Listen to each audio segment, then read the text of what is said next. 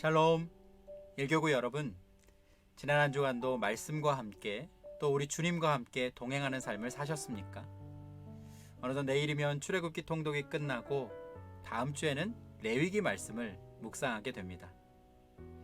이 출애굽기는 하나님께서 이스라엘을 하나님의 백성으로 택하셔서 그들을 택한 나라요, 택한 백성으로 세워가시는 과정을 보여주고 있습니다. 그 과정에서 하나님은 크게 두 가지를 이스라엘 백성들에게 명령하고 계시는데요. 먼저는 계명과 율법을 그들에게 주셨습니다. 하나님께서는 모세를 시내산으로 부르셔서 두 돌판에 10계명을 기록해 주신 후에 이스라엘 백성들에게 그것을 지키도록 명령하셨습니다. 이를 잘 지키고 순종하면 너희는 내 백성이 되고 나는 너희의 하나님이 될 것이라고 언약을 세우셨던 것이죠. 두 번째로 하나님은 이스라엘을 예배하는 백성으로 세우셨습니다. 하나님께서 가장 기뻐하시는 것이 하나님을 예배하는 것이요, 예배는 하나님의 백성이 하나님을 사랑하는 가장 분명한 모습이기도 합니다. 그러면 그토록 귀한 예배, 그 예배를 어디서 어떻게 드려야 하는 것일까요? 예배를 어떻게 드려야 하는 부분은 다음 주부터 읽게 될 레위기 말씀에서 자세히 다루어 드리기로 하고, 오늘은 하나님께 예배드리는 장소, 즉 성막에 대해서 잠시 은혜를 나누고자 합니다. 출애굽기 24장에서 마지막 40장까지는 성막과 또 그곳에서 사용하는 기명들을 어떻게 만들어야 하는지를 자세하게 기록하고 있습니다. 특별히 31장에 보면 하나님은 성막을 만드는 사람과 성막의 기명을 만드는 사람을 부르셔서 그들에게 이 거룩한 사명을 맡기셨음을 보게 됩니다. 그들의 이름은 브살렐과 오홀리압이죠. 브살렐에게는 성막을 만드는 책임을 주셨고 오홀리압에게는 성막의 기명들을 만드는 책임을 주셨습니다. 그러면 하나님은 어떤 기준을 가지고 이 두 사람을 택하시고 부르셔서 하나님을 예배하는 거룩한 장소를 만들게 하셨을까요? 또 하나님은 어떤 사람을 사용해 주시는 것일까요? 출애굽기 31장 2절에서 5절 말씀은 이렇게 기록하고 있습니다. 내가 유다 지파 훌의 손자요 우리의 아들인 브살렐을 지명하여 부르고 하나님의 영을 그에게 충만하게 하여 지혜와 총명과 지식과 여러 가지 재주로 정교한 일을 연구하여 금과 은과 노스로 만들게 하며 보석을 깎아 물리며 여러 가지 기술로 나무를 새겨 만들게 하리라. 먼저 2절 말씀을 보면 하나님은 하나님의 사람을 지명하여 부르셨다라고 말씀합니다. 하나님이 택하시고 지명하여 부르신 사람, 그 사람이 하나님께 쓰임받게 되는 것입니다. 우리는 아무런 공로 없이 하나님의 택함을 받고 구원받은 백성이 되었습니다.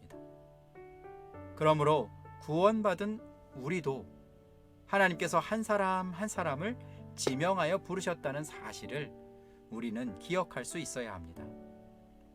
두 번째로 하나님의 영을 그에게 충만케 해주셨습니다. 하나님의 영은 성령을 말하는 것이죠. 하나님은 부르신 일꾼을 사용하시기 위해 성령으로 충만케 해주시는 분입니다.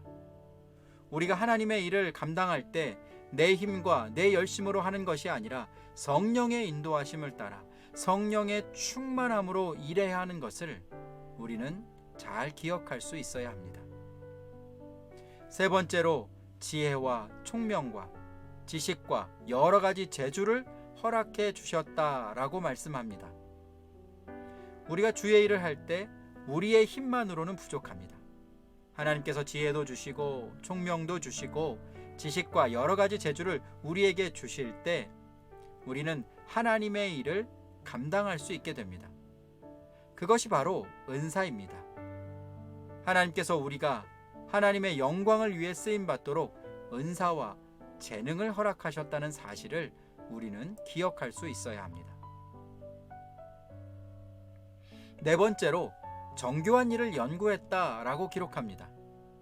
브살렐은 자기가 가진 은사에 만족하지 않고 그것을 끊임없이 연구했습니다. 어떻게 하면 하나님의 일을 더 잘 감당할 수 있을까? 어떻게 하면 하나님을 더 기쁘시게 할까라고 하는 그 마음이 그에게 계속 열정을 불어넣게 하고 그를 계속해서 발전하게 한 것이죠. 마지막으로 5절 말씀을 보면 여러 가지 기술로 만들게 하셨다라고 기록합니다. 지금까지 그렇게 갈고 닦은 모든 과정을 통해서 일을 하였는데 그는 탁월함을 갖추게 되고 그 기술로 주의 일을 힘있게 감당하게 된 것입니다. 몇 년 전에 참여한 한 컨퍼런스에서 강의를 듣고 크게 도전받은 경험이 있습니다. 카이스트에서 산업 디자인을 가르치는 배상민 교수님의 강의였는데요. 이분은 뉴욕에서 성공한 상업 디자이너였고 지금은 카이스트에서 후학들을 가르치는 나눔 디자이너로 활동하고 있습니다. 이분이 개발한 수많은 작품들이 있는데요. 예술성과 철학이 담긴 많은 작품들을 통해서 엄청난 수상 기록을 세우기도 했습니다. 강의를 들으면서 제가 감동받았던 부분은 그분의 화려한 스펙이나 멋진 작품들이 아니라 강연 마지막에 들은 10분 동안의 고백이었습니다. 그는 강연의 마지막에 오늘 본문의 말씀을 소개하면서 이스라엘 백성들이 하나님을 예배하는 장소인 성막을 짓기 위해서 하나님께서 부살레를 지명하여 부르시고 하나님의 영을 충만하게 하셔서 지혜와 총명과 기술을 주신 것처럼 자신도 하나님께서 부르셔서 디자인이라는 달란트를 주시고 그것을 사용해서 하나님께 영광 돌릴 수 있도록 해주셨고 그가 하나님께 초점을 맞추고 집중할 때 무섭도록 자신을 축복해 주시고 지금도 하나님께서 자신의 삶을 사용하신다는 그러한 고백이었습니다. 사랑하는 여러분, 하나님은 아무런 조건 없이 우리를 하나님의 백성으로 지명하시고 부르셨습니다. 우리를 부르신 것은 하나님의 도구로 사용하시기 위함입니다. 그러므로 우리는 하나님께 쓰임받는 인생을 살아야 합니다. 그러기 위해서는 먼저 성령으로 충만해야 합니다. 하나님이 주신 은사를 가지고 끊임없이 자신을 갈고 닦고 연구해서 숙련된 기술을 가지고 하나님 앞에 쓰임 받을 때 우리를 축복의 통로로 사용하시고 우리를 통해서 하나님께서 영광 받아 주시는 것입니다. 하나님께서 우리를 부르신 이유는 우리를 사랑하시기 때문이고 맡기신 그 일을 통해서 축복하시기 위함입니다. 때로는 실패를 통해서 오히려 우리를 격려해 주실 것입니다.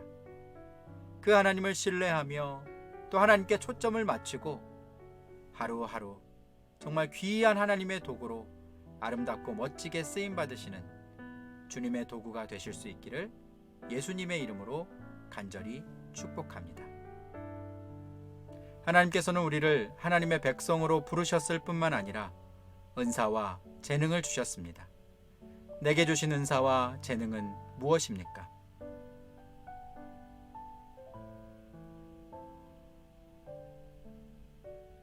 부살렐과 오홀리압은 하나님의 도구가 되어서 성막과 기명들을 만드는 그 일에 삶을 헌신했습니다. 지금 나는 하나님이 주신 사명을 잊어버린 채 살고 있지는 않습니까?